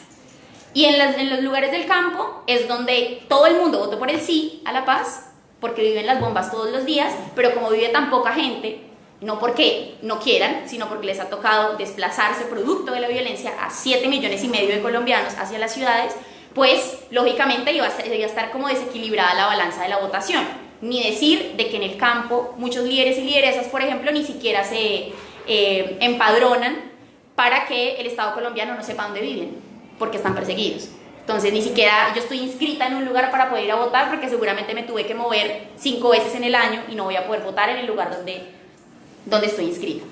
Y para cerrar, como dejar más o menos cómo están ahora las cosas, fortalecimiento obviamente en el neoliberalismo, en su peor versión ganó, como saben ustedes, Iván Duque a la presidencia, y eso modificó en un sentido cultural y en un sentido económico el país de tal manera, no porque Juan Manuel Santos fuera un proyecto distinto, porque fuera de izquierda ni mucho menos, siempre fue un presidente de la derecha, del establecimiento, de esa burguesía más financiera, porque además es bastante complejo caracterizar la clase poderosa en Colombia porque es tan heterogénea, o sea, hay desde terratenientes como Uribe, burguesía financiera como la familia de Santos, dueños de la mitad del país como los grandes grupos económicos, y todos hacen parte de la misma clase poderosa, pero son distintos entre sí, pero sin embargo, pues de alguna manera tienen distintas formas de hacer política. Y la forma de hacer política del Centro Democrático, que es el partido de gobierno, pues vuelve a ser la forma de hacer política de los 8 años del gobierno de Álvaro Uribe Vélez, donde había directrices desde el Ministerio de Defensa hacia el Ejército Nacional de, por ejemplo, replicar nuevamente las ejecuciones extrajudiciales o conocidas, más famosas como falsos positivos, donde se presentaban civiles como guerrilleros dados de baja en combate para aumentar las cifras de los asesinados pues de la guerra y demostrar que era con bala como se ganaba el conflicto y no con diálogo, que era la política de Uribe y que vuelve a ser la política de Iván Duque, y que además, bueno, como les decía al inicio, no solamente es desde la vía armada, que en Colombia sí sigue siendo un mecanismo real de mantenerse en el poder, sino también desde la vía institucional, como lo que vimos esta semana. O sea, hoy, por ejemplo, bueno, a quienes no saben, la maravillosa noticia de que liberaron a Jesús Santrich, pero en el caso de la liberación de Jesús Santrich es una muestra de que muy probablemente, si no es mañana o no es en un mes, vuelvan a capturarlo, porque hay toda una manipulación desde el Estado con leguleyadas, como decimos nosotros, para lograr que el Estado, el Ejecutivo, de alguna u otra manera logre desconocer las decisiones judiciales y las decisiones parlamentarias para, digamos, llevar a cabo, digamos, un programa de persecución hacia el movimiento social y, bueno, hacia el nuevo partido político FARC. Eso, nada más.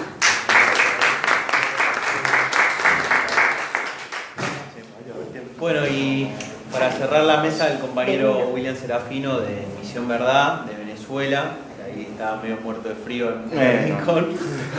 Lo sacamos de la playa para traerlo a Buenos Aires. Que bueno, ahí nos va a exponer un poco sobre la situación concreta de Venezuela, que como ya mencionaron varios compañeros y compañeras en el panel, Bolivia particularmente, tiene un eje central, ¿no?, en la geopolítica latinoamericana, pero sobre todo en la resistencia de los pueblos en todo el continente. Así que le damos la palabra al compañero. Bueno, sí, muy buenas noches. Muchísimas gracias a los compañeros que hicieron posible que esté aquí el día de hoy. Primero que nada, no quería botar tiempo en la presentación, los invito a ingresar a www.misionverdad.com y que ustedes mismos hagan una idea de qué es ese proyecto, ¿no? Para administrar el tiempo. Yo estoy totalmente de acuerdo con lo que se ha dicho en la mayoría del panel, incluso ahondar un poco en el diagnóstico sería saturar, ¿no?, de elementos. Pero bueno, yo sí quería decir algunas cosas panorámicas porque con lo que decía, incluso inicio con lo que decía la compañera. El radio de actuación de la guerra no convencional contra Venezuela tiene su cordón umbilical también en Colombia con el tema del ELN, es decir, la clase dominante colombiana junto con los intereses geoestratégicos de Estados Unidos están buscando resolver el conflicto con el ELN en territorio venezolano. Y digamos, lo hemos visto en todo este año, en la propia evolución del golpe con el reconocimiento espurio e ilegal de Juan Guaidó, se han venido tratando de buscar variantes, formas, excusas, motivos con los cuales precipitar una intervención armada directa sobre el territorio venezolano. Justamente estoy muy consciente de que aquí todos manejamos un nivel de información más o menos consolidado con respecto a la situación venezolana, así que hacer un repaso sería muy amplio, ¿no? Porque han sucedido muchísimas cosas, pero lo cierto es que a 4 meses de haber emprendido esta nueva operación de cambio de régimen sobre Venezuela, la mayoría de las variantes no han funcionado. Y digamos, si quisiéramos hacer una reconstrucción de los hitos del golpe para ver, digamos, en qué nivel de la correlación de fuerzas están, antes de entrar en lo geopolítico y en el tema de América Latina, bueno, deberíamos ir a 3 fechas fundamentales. La primera es el 23 de enero, que con un tuit de Donald Trump es reconocido Juan Guaidó junto con los países satélites de los Estados Unidos. El mes siguiente se da, digamos, la primera operación cruda en el marco de una guerra híbrida que mezclaba no solamente el patrocinio del Estado colombiano, sino la presión desde Brasil y también el elemento de la ayuda humanitaria como un dispositivo narrativo que buscaba sensibilizar y seducir a la población venezolana con una especie de ayuda humanitaria, entre comillas, que iba a ingresar por territorio colombiano. Realmente era un medio para conseguir el siguiente fin, que era buscar una ruptura de la Fuerza Armada, entendiendo que es el centro de gravitación del Estado venezolano, que es su ángulo crítico, que es su base de sustentabilidad. Y bueno, ellos pensaban que con esta operación, que obviamente también mezclaba la presión desde organismos de ONGs y que también una presión mediática mundial, incluso Mike Pompeo, que estuvo como encargado de la operación a nivel narrativo y a nivel político, intentó simular con el tema de los containers en el puente de tienditas, diciendo que, bueno, que había una especie de muro de Berlín ahí y que el 23 íbamos a acabar con el muro de Berlín. Fíjense ustedes que trasladando, ¿no?, la propia patología de la posguerra fría a una cuestión, a la cuestión venezolana. Justamente ese día, bueno, hay una violencia considerable. Incluso la policía colombiana protege a la mayoría de los grupos violentos que precipitaron los choques contra la Fuerza Armada, pero no se da el objetivo final, es decir, no se logra ni el ingreso a la ayuda humanitaria por un lado, falsa ayuda humanitaria, pero tampoco se consigue el quiebre de la Fuerza Armada Nacional Bolivariana. Eso primero demostraba un rasgo del golpe, que es que la Fuerza Armada Nacional Bolivariana no era posible cooptarla o atemorizarla. Incluso recordemos que eso me parece un dato tremendamente descriptivo también de la situación del propio establishment estadounidense, que es que la ayuda humanitaria llegó en aviones del Comando Sur. Y previamente a esa llegada ya se había reunido Marco Rubio con el Comando Sur, sabiendo que el Comando de Operaciones Especiales se encuentra justamente en Miami, donde es senador. Entonces, digamos, había una jugada por fuera del comandante de las Fuerzas Armadas que podría autorizar una operación de este tipo, y eso también formó parte de la propia operación psicológica, tratando de generar el mayor temor posible y que hubiera una defección importante de algún general o de algún miembro fundamental, central de la dirección político-militar de la revolución. No sucede, y bueno, Guaidó se ve preso fuera del país. Y incluso, según un reporte de Wall Street Journal, él iba para Europa tratando de que la Unión Europea acompañara las políticas de sanciones de los Estados Unidos. Los europeos no han, es decir, han reconocido a Guaidó como una medida de seguir el juego de la administración Trump, pero no han escalado las sanciones ni han acompañado la política de sanciones de la administración Trump. Sí lo ha hecho la banca privada, que hasta el momento retiene 6.000 millones, 5.000 millones de dólares de Venezuela, pero no lo han hecho los gobiernos particularmente, ¿no? Justamente en ese momento, la Casa Blanca, citando a un funcionario anónimo, le dice a Guaidó que no se vaya para Europa, sino que intente regresar a Venezuela. Entonces, después del 23 de febrero tenemos el segundo hito, tenemos el segundo momento, que es la intención de generar que Guaidó quede preso, ¿no? Y eso es lo que le dice a los Estados Unidos: no te vayas para Europa, ingresa a territorio venezolano, porque pensaban que la Fuerza Armada y el gobierno iban a caer en la provocación de meterlo preso. ¿Qué esperaba este Estados Unidos con un Guaidó capturado? Bueno, decir que el presidente constitucional de Venezuela, según su narrativa, había sido puesto bajo cárcel y que eso, bueno, legitimaría una acción armada. brillantemente el gobierno venezolano, la dirección del proceso, traduce que el 23 de febrero resultó una victoria política, que mejoró su posición de fuerza, que mantuvo la cohesión de la Fuerza Armada y deja que Guaidó pase, ¿no? Que no había ningún costo político en que Guaidó pasara. Claro, obviamente en Twitter, que es un espacio también, una aldea donde se hace mucha bulla con respecto a acontecimientos que son de este nivel de urgencia, bueno, se dijo mucho, no, bueno, hay que meterlo preso, hay que hacer valer las leyes, un conjunto de cosas, pero total que no ocurrió y desde ahí se marca un periodo de declive, un ciclo de declive de la operación de cambio de régimen y de la propia figura de Guaidó, como un intento no solamente de cohesionar una posición siempre fracturada, todos lo sabemos, sino que hay un elemento simbólico y sociocultural en la selección de la figura de Guaidó. Un chamo joven, de extracción de clase baja, chamo, digamos, que disputaba el marco simbólico y narrativo de Nicolás Maduro, en tanto el muchacho es hijo de trabajadores, de la clase obrera. Entonces, digamos, no era esta figura que les ha salido muy mal porque, digamos, los representantes del mantonaje criollo que sobrevivió a la guerra del siglo XIX y que después se financiarizó con el neoliberalismo, siempre ha sido muy, muy blanca, muy racista, muy, digamos, hace gala de su poder y de su supremacía, ¿no? En términos raciales, o como ellos la indican, y justamente Guaidó representaba un giro en ese sentido, ¿no? Era ver si la base social del chavismo podía ser seducida, podía ser atraída a apoyar este tipo de liderazgo, ¿no? Luego ahí entramos en una especie de situación donde no logra repuntar Juan Guaidó y tenemos el segundo hito del golpe, que es lo que marca que ahora estén en Noruega en una situación de diálogo donde el gobierno tiene una ventaja considerable en el teatro de operaciones, que es que según reportes, ¿no? Porque también se está dando un fenómeno mediático, que es que luego que ocurre un hito, es la gran prensa la que va como en una disputa narrativa reconstruyendo el panorama de lo que sucede, ¿no? Sin embargo, hubo reportes muy serios de gente que está peleada con John Bolton. John Bolton es la cabeza maestra de este plan, realmente, y eso le ha traído también problemas con Trump, porque eso es una cuestión que haría también para analizar el propio conflicto de la Casa Blanca. Digamos, en una operación de contrainteligencia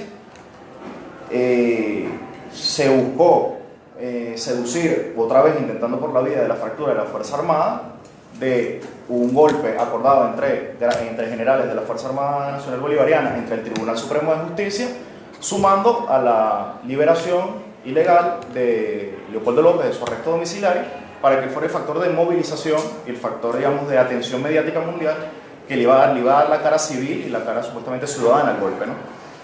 Ese proceso se da, el gobierno sabía de antemano que Leopoldo López iba a ser liberado porque ya tenía conciencia de la operación, y cuando termina Leopoldo López en el distribuidor de Altamira se colocan armamento de guerra, incluso hay disparos abiertos, aunque realmente la situación no desembocó a mayores. Incluso un compañero de Luis Humberto lo decía, atinaba muy bien en el punto, decía, bueno, esta es la primera vez que se contiene un golpe de Estado con bombas lacrimógenas, ¿no? Resaltando que incluso el presidente Maduro lo dijo esa noche, que me parecía que, bueno, el presidente Maduro también ha aprendido, ¿no? De 6 años de guerra no convencional, dejan algo, dejan un saldo. Y con mucho tacto decía, ¿no? Ellos querían que nosotros transformáramos la principal arteria vial de la capital en una zona de guerra, es decir, que hubiera bombardeos, que hubiera fuego abierto, y justamente esa situación se contuvo. Y ahí, digamos, se desmontaron varias cosas. Primero, el mito de Leopoldo López, que una vez fue encarcelado en el año 2014 por ser responsable de más de 43 muertos. Era el muchacho de la Ivy League, era el muchacho de la Harvard School of Government, era el muchacho del gran capital transnacional, era el hijo, digamos, preferido de la oligarquía venezolana y por el cual iba a ingresar el realineamiento de Venezuela en un orden neoliberal del siglo XXI. Y que obviamente, digamos, se correspondía con estas nuevas religiones cívicas y políticas del éxito, ¿no? El muchacho era blanco, buen mozo, es decir, tenía este conjunto de recursos estéticos que ahora le vienen también a los políticos de derecha. Ese mito se rompe porque nadie sale, o sea, no hay movilizaciones masivas para llevar a Leopoldo López a Miraflores, que era el sentido de la operación, es decir, era que el Tribunal Supremo de Justicia desconociera a Maduro en voz de Michael Moreno, que hubiera una defección militar que arrastrara una buena parte de la Fuerza Armada y que Leopoldo López coronara el golpe en el Palacio de Miraflores. Se repiten justamente las coordenadas del año 2002 y Miraflores se llena de gente. Ese mismo a los primeros minutos, porque eso sucedió a las 5 de la mañana, donde Guaidó dice que tiene supuestamente el control de la base militar de La Carlota, pero el golpe no pasa de ahí. Es decir, Entonces se marcan como 3 puntos de declive. El primero es lo que le decía del mito, el mito fallido de Leopoldo López, ¿no? Como esa figura de recambio generacional en la política venezolana. Se marca efectivamente que no hay posibilidad de que por la Fuerza Armada se quiebre el proceso venezolano, y bueno, quien termina pagando los platos rotos es una política estadounidense que luego comienza a tener complicaciones al interno de la Casa Blanca. Es decir, Trump, que también es importante ver esos destinos compartidos, el destino compartido de Colombia, Venezuela, Estados Unidos, porque somos al final parte del mismo hemisferio. Varios analistas conservadores, que no tienen una mala postura con respecto a lo que está sucediendo en Estados Unidos, decían que, bueno, que Trump tenía el 44% de los votos y que había un centro político que se había configurado a partir de principios de no a la guerra, por decirlo de alguna manera. Es decir, Trump ganó muchísimos votos criticando la invasión a Irak porque el costo humano que ha dejado las intervenciones militares, tanto directas en los propios participantes de esas intervenciones e indirectas en construir un gran canal de importación de opio desde Afganistán, que fue el resultado práctico de la intervención en Afganistán, la sociedad norteamericana ha comenzado a tomar conciencia de que la guerra les afecta. Entonces, digamos, Trump tiene ligado su capital electoral a no ir hacia una intervención militar. Incluso podría ser el primer presidente estadounidense que termina su mandato sin abrir un nuevo frente de guerra. Eso dependerá también de las presiones electorales también que hay en el sur de la Florida, que necesitan mostrar la cabeza de Maduro en Brickell para poder arrastrar a la diáspora y lograr 110.000 votos que son estratégicos para la reelección de Trump en 2020, ¿no? Entonces, digamos, el escenario político venezolano, sus planificadores, sus autores materiales, sus autores intelectuales, dependen de lo que decide la Casa Blanca, pero que la Casa Blanca también no es ese imperio de Reagan, ¿no? que destruyó la URSS con una carrera armamentística aquí de un nuevo modelo de relaciones internacionales. No estamos hablando del imperio en su fase hegemónica o hiperhegemónica, sino que estamos hablando de un imperio en declive. Y justamente eso es lo que también, combinado un conjunto de elementos propios de la revolución chavista, porque la revolución venezolana chavista ha venido aprendiendo, o sea, también tiene su propio know-how y tiene su propio antimanual Gene Chart para enfrentar golpes de esta naturaleza. Incluso si habría que escribir un contramanual de guerras híbridas, lo está escribiendo Venezuela a su manera. También lo está escribiendo Colombia en ese sentido. Y bueno, ese know-how de la población venezolana, de su base profundamente chavista, es lo que ha permitido contener ese proceso. Yo quería conectar ese punto con lo que decía... ¿Cómo es tu nombre? Nahuel. Con lo que decías tú, justamente, un proceso que diferencia el ciclo progresista, lo que sucedió en Venezuela, lo que está sucediendo en Venezuela, es que justamente ese proceso de redistribución de las materias del ingreso por el proceso de ascenso de los commodities, es decir, la mejora de los derechos sociales, de los derechos económicos, el acceso a la salud, sí mantuvo una línea de identidad de clase y identidad política con el proceso. Es decir, la gente no fue solamente otorgar mayores beneficios económicos, sino que la gente se hizo parte del proceso. Es decir, se hizo un proceso orgánico. La gente de verdad siente, aunque bueno, ustedes también lo conocerán, la situación económica en Venezuela es tremendamente grave y las sanciones y el bloqueo financiero la han llevado a un extremo demencial. O sea, incluso me acordaba cuando lo discutía con un compañero cubano, cuando estuvimos por allá, Luis Emilio, que él me decía, no, mira, de verdad que aquí no se ha hecho todavía una investigación de cómo el bloqueo y cómo el periodo especial rompió lazos sociales que todavía no se ha podido reconstruir en la sociedad cubana. Más o menos eso también está sucediendo en Venezuela, ¿no? Y que aún en esa situación, no solamente a nivel de capital electoral, sino que tú todavía, digamos, veas un movimiento organizado, preparado militarmente también. En el caso de una intervención, bueno, te habla de que ese proceso progresista, donde quizás algunos fallaron, no voy a endosar responsabilidades, me parece que cada proceso también tiene sus particularidades, pero en el caso venezolano, estoy llamando al diablo ahí, con Chávez y después con Maduro, en esa transición, también desordenada, también caótica, también problemática y compleja, bueno, el chavismo sí gana un nombre propio como ciudadanía y como actor político. Y lo decía justamente por una idea que nos proponía Vijay Prashad en Caracas, cuando fue la Asamblea Internacional de los Pueblos, de, bueno, hay que escribir la historia de las mujeres pobres de la Revolución Bolivariana, porque ese es el actor fundamental que está conteniendo la guerra contra Venezuela y que además es que está poniendo la piel y el hueso por mantener el proceso. Eso como desde el punto de vista muy general de lo que está sucediendo en Venezuela. Ahorita la correlación de fuerzas en lo económico es muy desfavorable, pero en lo político, que es al final lo que determina el otro campo de cosas, favorable al gobierno, que logró otra vez introducir en la paradoja eterna de la oposición venezolana en un diálogo enógeno. Es decir, La oposición venezolana lo peor que le puede pasar es darse la mano con Maduro o que algún intermediario le dé la mano a Maduro. Entonces, bueno, ese proceso está ocurriendo y bueno, hay un conjunto de opciones políticas que se están barajando. Ya quedará en el tiempo sistematizar, pero hasta el corte del día de hoy, el corte de caja, es ese más o menos. Ahora, yo me quería referir, digamos, a otros elementos, no sé cuánto tiempo me quedará, yo creo que yo voy como por la mitad. Hágale. Le doy ahí, sí. Entonces, digamos, otros elementos, y también buscando polemizar un poco, ¿no? Porque a veces que todos estemos de acuerdo es como un poco aburrido, ¿no? Con algunos elementos, digamos primero a nivel geopolítico, o sea, yo creo que Venezuela es un punto de gravitación del orden internacional donde se van a perfilar los grandes rasgos del derecho internacional y de las relaciones internacionales en los próximos 10, 20 años. Es decir, con esta nueva metódica de golpe, de instalar un gobierno paralelo por las redes sociales, de mezclar sanciones con una narrativa de ayuda humanitaria, de intentar, porque también en Venezuela se intentó el golpe parlamentario al estilo Dilma, se intentó el golpe militar al estilo Zelaya, se intentó el golpe judicial al estilo Lugo, o sea, todos los golpes que se han ido acumulando, todas las nuevas metódicas de golpe en América Latina se han colocado en Venezuela y no han logrado su cometido. ¿Qué pienso yo? Más allá de dar quizás una visión demagógica, ¿no? De que bueno, el pueblo siempre gana unido y ese tipo de denunciados, ¿no? Yo creo que el gobierno o la dirección del proceso y el chavismo también como movimiento, y digamos, tiene un componente que lo ha hecho resiliente. Estos elementos, estos nuevos golpes, es que ha desconfiado profundamente de la democracia liberal. Claro, con unos costos políticos tremendos, ¿no? Porque bueno, todavía el mundo funciona, mal que bien, bajo un esquema de democracia liberal. Pero, por ejemplo, no haber creído en la separación de poderes, o sea, entender que esos son conceptos políticos y que son utilizados también como armas de guerra en momentos de conflicto, fue lo que permitió que no hubiera el Tribunal Supremo de Justicia no tumbara a Maduro, o que el Parlamento no tumbara a Maduro, como ocurrió en Brasil. Quizás en Brasil, claro, es muy fácil, ¿no?, desde Venezuela decir, esto lo hicieron mal, pero quizás el problema del PT fue que confió en que bueno, los conceptos de la democracia liberal, las ideas de la democracia liberal iban a ser un medio para lograr el fin de la justicia o del programa del PT, ¿no?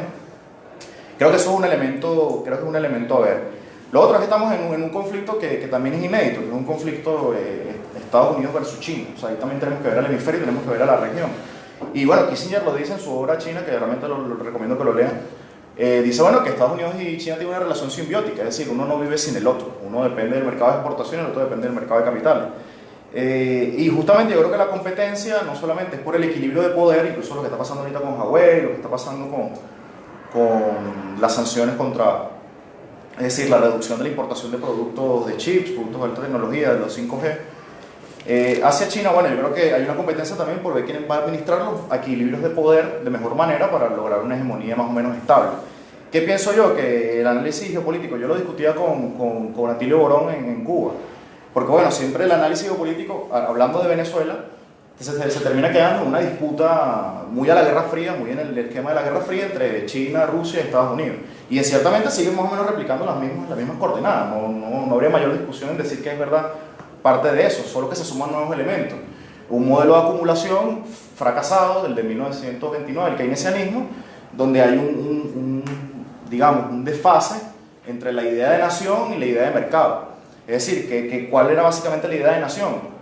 ¿Y por qué los nacionalismos fueron lo que fueron? Bueno, porque la adhesión a una nación te da un conjunto de recompensas y un conjunto de bienes materiales y culturales, es decir, afiliarte a una nación.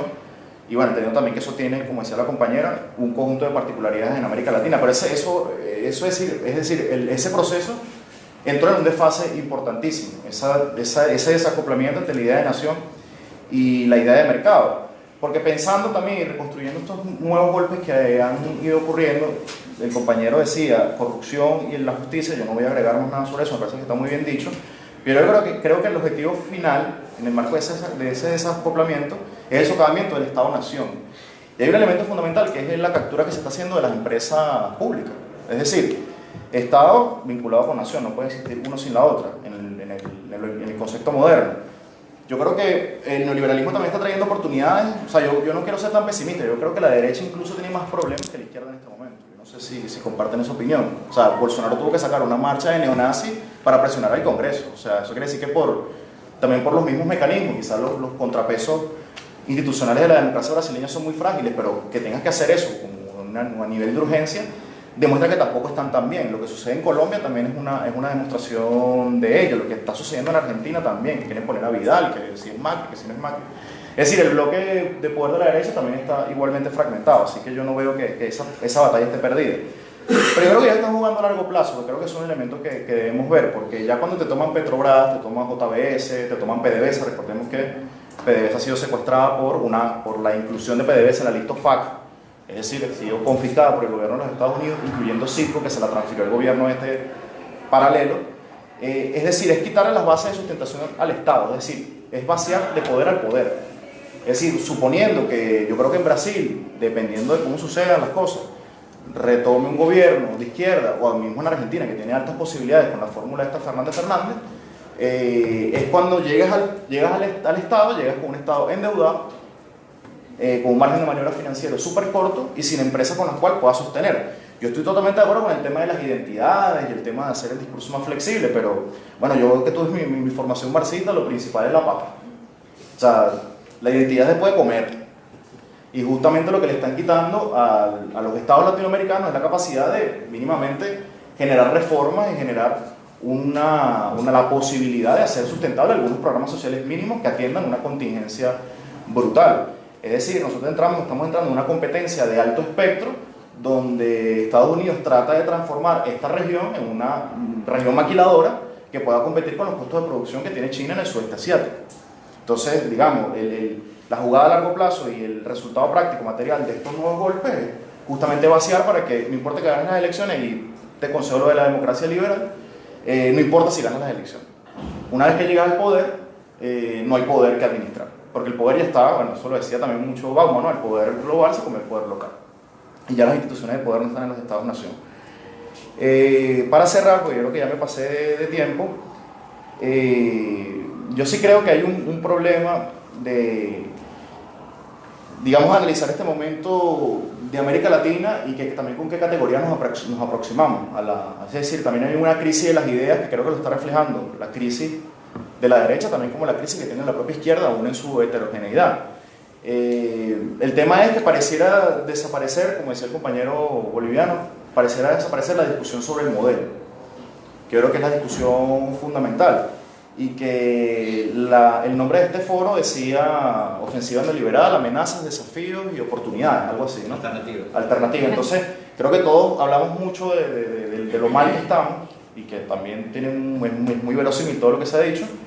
Digamos, creo que hay un aspecto que son esas alternativas, y creo que esas alternativas en parte están en Venezuela. No digo que todas, no digo que Venezuela sea el ejemplo a generalizar y que eso no resuelve todos los problemas, pero creo que, para cerrar, Venezuela ha construido varios hitos. Primero, una clave de contrapoder,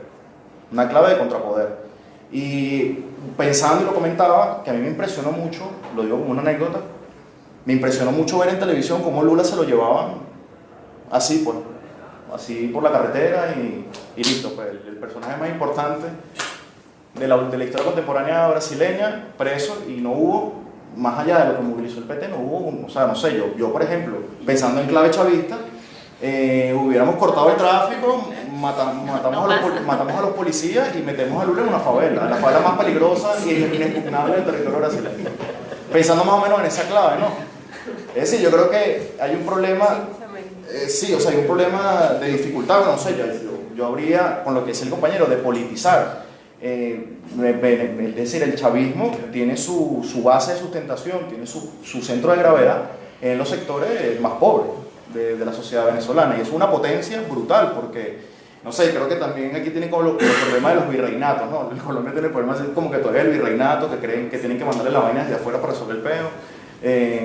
Argentina también tiene ese problema del porteño y la otra Argentina, es decir, tienen como, pero nosotros somos capitanías, y las capitanías eran decir a lo que fuera. Y digamos que la herencia colonial que nos podemos traer de ahí es que las normas eran muy flexibles, ¿no? Y eso, cuando lo trasladas a la política, es una potencia descomunal. En ese sentido, creo que lo que le ha faltado a la izquierda ha sido audacia también, un poco, audacia en ese sentido, porque hay cosas que no te van a resolver la administración de la renta, hay cosas que no te va a resolver la gestión, hay cosas que no te va a resolver el mercado, hay cosas que te la resuelven es la lucha de clase.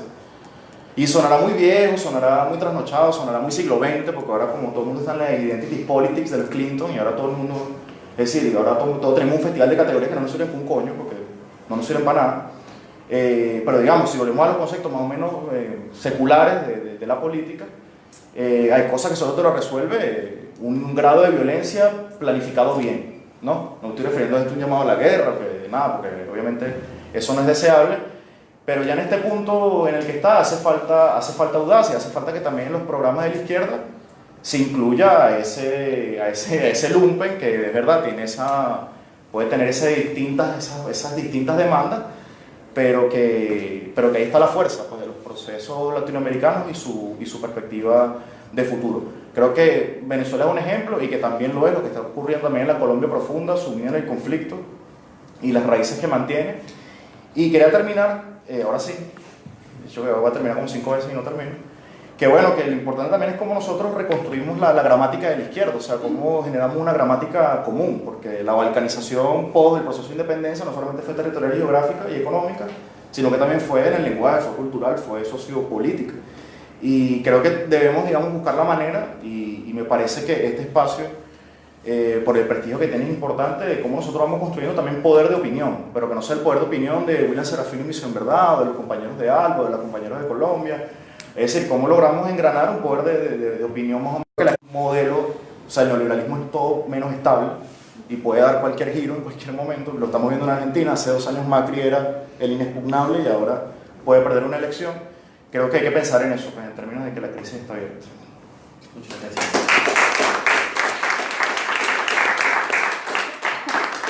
Bueno, quedaron varias cuestiones ahí picando de debate. La idea es ahora que también puedan intervenir, que se puedan hacer preguntas o incluso algunas intervenciones que dialoguen, discutan con lo que plantean los compañeros y compañeras. Y son las 8:20, 20 minutos como para seguir dialogando, media hora. Así que si alguien se anota. Lili.